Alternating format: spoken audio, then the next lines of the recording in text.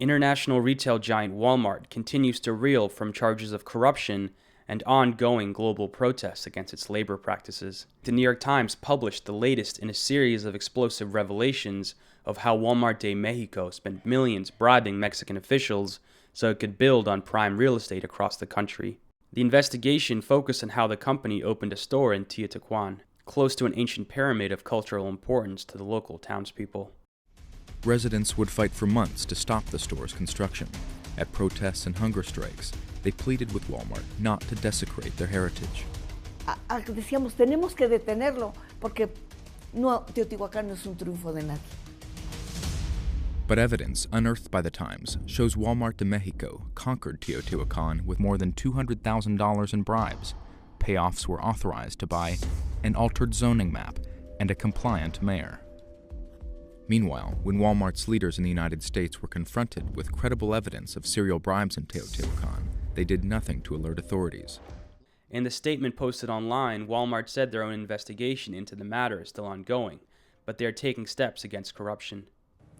We are committed to having a strong and effective global anti-corruption program everywhere we operate and taking appropriate action for any instance of noncompliance. These latest revelations come amidst growing nationwide and global protests against Walmart's labor practices. Organizers say 1,000 demonstrations were held in 100 cities across America on November 23rd, Black Friday, the nation's busiest shopping day. A day later, more than 100 workers were killed in a fire at a Bangladeshi garment factory that made clothes for Walmart. Investigations revealed Walmart blocked efforts to increase factory safety across Bangladesh's garment industry. Then, on December 14th, hundreds of employees and labor activists in 10 countries went on strike and demonstrated against what they said were Walmart's attempts to silence workers for speaking out for changes at the world's largest employer. Actions were held in Argentina, Brazil, Canada, Chile, India, Nicaragua, South Africa, the United Kingdom, and Zambia. In the United States, activists with Our Walmart staged actions in Miami. Workers across the world also continue to express solidarity and demand Walmart be held accountable for the factory deaths in Bangladesh, with dock workers and activists attempting to block the unloading of Walmart goods at several East Coast ports. Mark Brenner, with the media and organizing project Labor Notes, says international protests are necessary when demanding change at one of the world's biggest corporations. I mean, Walmart is the biggest corporation in the United States and in the world. So, of course, working conditions and wages as they're determined in Walmart really have a huge ripple effect across the U.S. economy, across the global economy. And as you know, Walmart drives a lot of the production standards in developing countries that are suppliers for the U.S. market and for the global market. So, focusing on Walmart makes total sense. It's daunting to figure out how to do it. So this is really all encouraging news.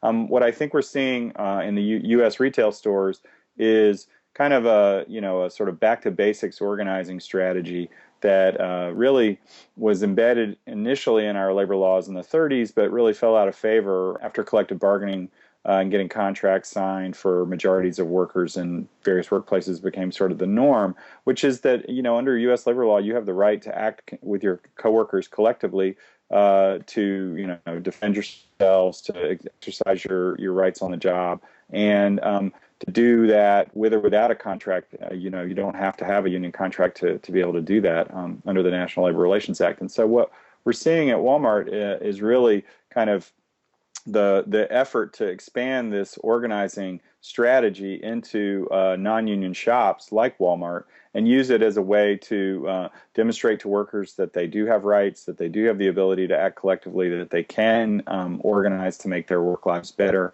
And so this is exactly what the strikes around Black Friday were all about, the ability to take people out of the shop.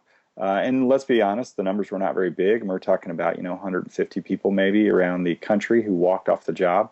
But not just that but the significance of it is the fact that there were so many around so many different stores, and that they were able to go back to work and fight off recrimination, fight off retaliation, and do so with the support of community members like you and me.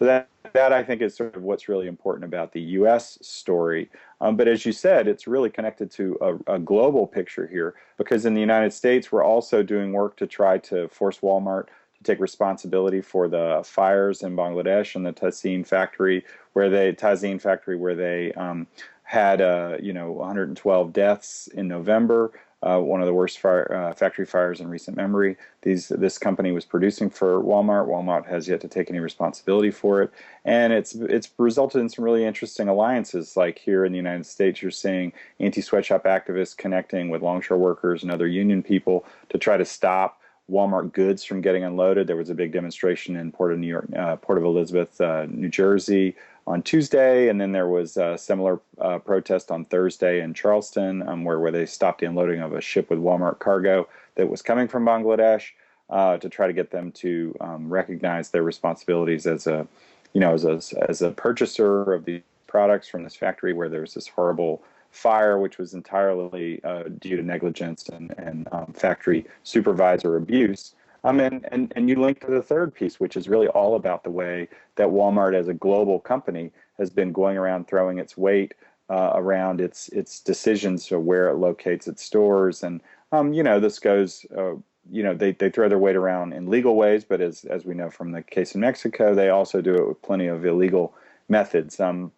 I think that this scandal is really significant because it shows the systematic nature of Walmart's strategy of, bribing elected officials to make sure that their siting decisions go the way they want them to.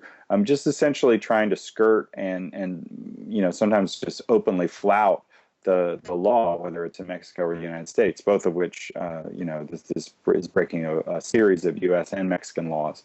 So, the company is really under fire in a way that it hasn't been. I think seeing the on-the-job organizing here and, one you didn't mention, but I will bring up as well, is that there's also a backlash in mainland China, which made headlines several years ago as Walmart stores there started to organize.